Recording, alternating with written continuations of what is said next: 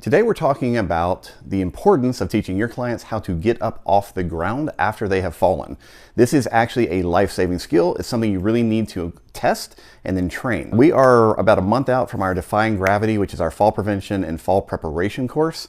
So we've just been, for the last couple of months, going through small ideas that are vital and really in some cases absolutely life-saving. And today we want to talk more than anything about the ability to get up off the ground. One of the things that we see in the literature is that when people fall, particularly older people, one of the biggest challenges is getting back up to a standing position safely. In fact, when you look into the literature, it varies depending on where the studies are done, but somewhere between 11 and up to 58% of people over the age of 65, when they fall, are unable to get back up simply because they are too weak or they lack range of motion. Now, the problem that we really run into here is not just that, but the fact that if they are down for more than an hour, these are now called long liers. People that fall and they are on the ground for over an hour, there are multiple studies that show up to half of them may die in the subsequent 6 months. So falling and being stuck on the floor, unable to move, unable to get up, obviously is a huge issue and a huge problem, and it's something that we want to make sure that we know how to address. Now, this is not a super difficult thing to test, so the first thing I'm going to do is just talk about some basic norms. When you look into the literature, what we want to see is how fast can someone go from laying on their back to a standing position, and then we can kind of rate that on age. So here are going to be your basic standards. 50-year-olds who are generally fit should be able to get from a lying position to a standing position in under 3 seconds.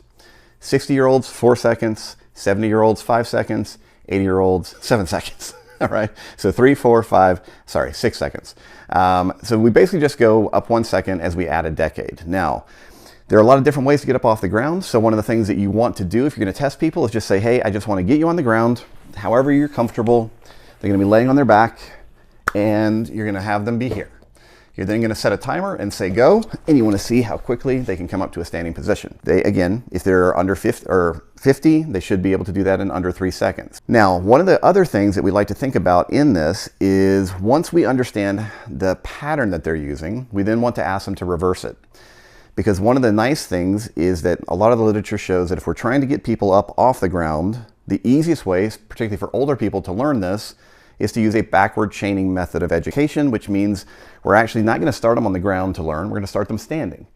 So if we think about this, the motion that I just did was a basic sit-up to an arm pressure to a half kneel to this position. So I would have my client start here, we would have them gently go down to a half kneeling position, arm down, shift to their backside and down. So we can turn this into a nice kind of slow mobility, motor control process, and then we can add speed to it as they begin to improve.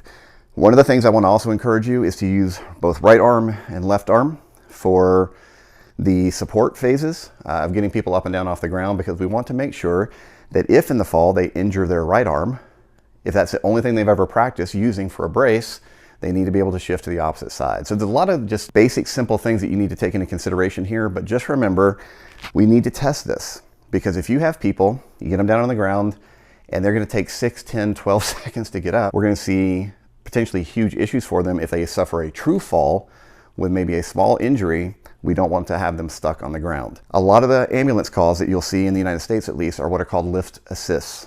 This is for people that have fallen and they cannot get up. So if you are a movement professional, this is a critical, although seemingly super simple thing if you're kind of fit and healthy.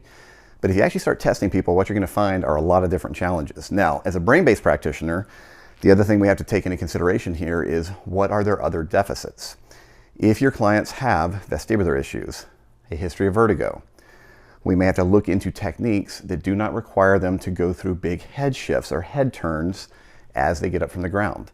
Because maybe they fell because they're dizzy already, so then as they try and do something that is untrained or uses a lot of head motion, all of a sudden they're going to trigger that vertigo again and make it more difficult for them to get to a standing position to be safe. So like I said, this is a beginning idea. There's a lot of detail that you might need to get into if you are really truly focused on fall prevention, fall preparation from a brain-based perspective.